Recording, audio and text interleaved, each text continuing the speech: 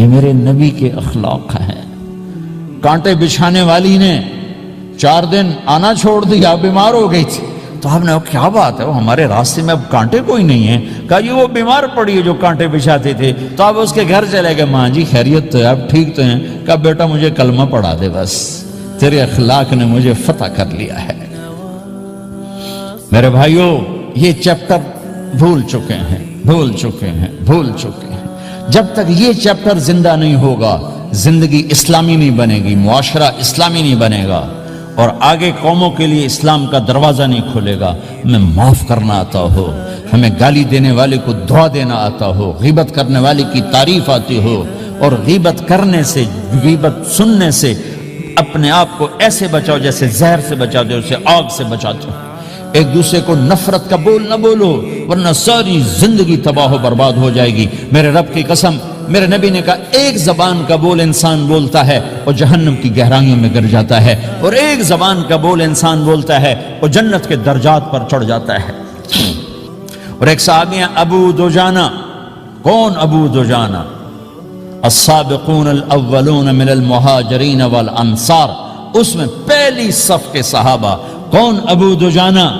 جب آپ حج پر گئے تو اپنی جگہ مدینے کا امیر ابو دجانہ کو بنایا۔ ابو دجانہ حج میں شریک نہیں ہوئے، کہ آپ نے اپنی جگہ ان کو اپنا نائب بنا کے وہاں کھڑا فرمایا، ابو دجانہ میری جگہ پر مدینے کا امیر ہے۔ یہ وہ ابو دجانہ ہیں۔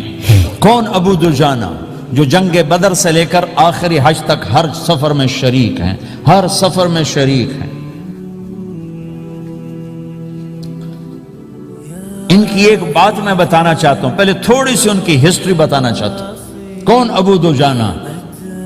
احد کی جنگ میں آپ نے تلوار اٹھائی، کہا اس تلوار کو کون لے گا؟ کئی صحابہ کھڑے ہو گئے۔ آپ نے کہا اس تلوار کا حق کون ادا کرے گا؟ سارے بیٹھ گئے، 3 آدمی کھڑے رہے، ایک زبیر بن عوام، ایک عمر بن خطاب، ایک ابو دجانہ۔ ان کا نام ہے سماک بن خرشنہ، سماک بن خرشنہ ان کا نام ابو دجانہ سے مشہور ہے۔ تو آپ نے تلوار نہ عمر کو دی، نہ زبیر کو دی، ابو دجانہ کو دی تھی۔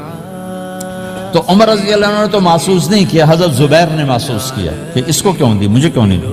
میں مہاجرین میں سے ہوں، میں پھوپھی کا بیٹا ہوں، میں اس سے دلیری میں کم نہیں ہوں۔ بلکہ حضرت زبیر کی دلیری کی تو دھاک تھی، جدھر سلوار چلتی تھی کاٹتی چلی جاتی تھی، کہنے لگا میں دیکھوں گا یہ کیا کرتا ہے۔ تو ابو دجانہ کے پیچھے پیچھے زبیر ہو لیے۔ تو ابو دجانہ نے جو حملہ کیا تو 3000 کا لشکر تھا، اس کو چیر کے پار نکل کے، پورے لشکر کو کاٹ کے پار نکل کے، اور آگے عورتیں کھڑی تھیں جو مکے کے لشکر کو تیار کر رہی تھیں۔ نحن بنات طارقی نمشی علی النمارقی مشی القتل بوارقی المسک فی المخالقی المسک فی المفارقی والدر فی المخالقی ان تقبلوا نعانقی وتدبروا نفارقی فراق غیر وامقی۔ یہ گانا گا رہی تھی اور ان کو تیار کر رہی تھیں۔ تو جب ابو دجانہ کی تلوار نظر آئی تو سب بھاگی، ہندا پکڑی گئی۔ تو آپ نے یوں اپنی تلوار ہندا کے سر پر رکھی، انہوں نے چیخ ماری، تلوار ہٹا لی۔ تو زبیر پیچھے پیچھے کہ یہ کیا کیا ہے؟ جنگ میں اگر کوئی عورت حصہ لے اسے مارنا جائز ہے، ویسے جائز نہیں ہے، عورت کو، بچے کو، بوڑھے کو ہاتھ لگانا جائز نہیں ہے۔ تو انہوں نے کہا تلوار کیوں نہیں چلائی؟ کہا میرے محبوب کی تلوار ہے، عورت کے خون سے رنگین کر کے اس کی شان نہیں گھٹانا چاہتا، یہ میرے نبی کی تلوار۔ پھر واپس ہوئے، پھر اٹیک کیا اور پھر مجمع کو چیر دیا۔ سامنے ایک آدمی آ رہا تھا ہاتھی کی طرح، اتنا لمبا موٹا تازہ۔ تو زبیر کہنے لگے میرے جی میں آیا کبھی اس کی ٹکر ہونا، پھر میں دیکھوں ابو دجانہ کیا چیز ہے۔ تو اللہ کا کرنا ایسا ہوا، ابو دجانہ دونوں آمنے سامنے ہو گئے۔ تو وہ ایسے شاہ سوار تھے کہ دونوں طرف کے لشکر ذرا تھم گئے اور وہ دونوں بھڑ گئے۔ ابو دجانہ کے اپنے جوہر، اس پہلوان کے اپنے جوہر، غبار اٹھا، مٹی اٹھی، اور اس کی اپنی طاقت، ان کی اپنی طاقت، انہوں نے ابو دجانہ کو اس نے زخمی کر دیا۔ ابو دجانہ نے جو جوش میں آ کے ماری تلوار، اس کو لگی یہاں، تو اتنی طاقت سے لگی کہ اس کے نیچے اتر کر 2 ٹکڑوں میں تقسیم کر دی۔ ماری تو ایک حصہ ادھر، ایک حصہ، پھر یوں دیکھا اور اپنے چہرے سے لوہے کی ٹوپی اتاری، کما ترا انا ابو دجانہ، کیا دیکھ رہے ہو؟ میں ہوں ابو دجانہ، تلوار صحیح لی ہے میں نے، غلط نہیں لی. یہ ابو دجانہ ہیں.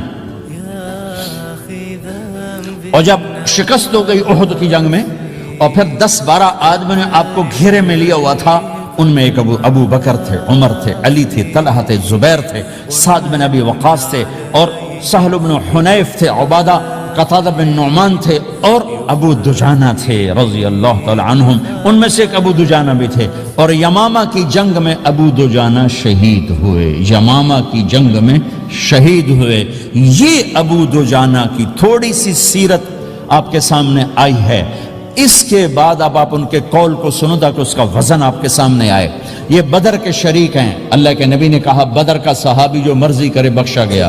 یہ صلح حدیبیہ کے شریک ہیں. اللہ نے قرآن میں کہا لقد رضی اللہ، میں ان سے راضی ہو گیا. یہ صحابی ہیں. اللہ نے کہا قل وعد اللہ الحسنى، اے میرا نبی تیرے ہر صحابی کے لیے جنت کا وعدہ ہے. اور اب یہ کیا کہتے ہیں؟ یہ کیا کہتے ہیں لوگو؟ ان ارجع عملی عند،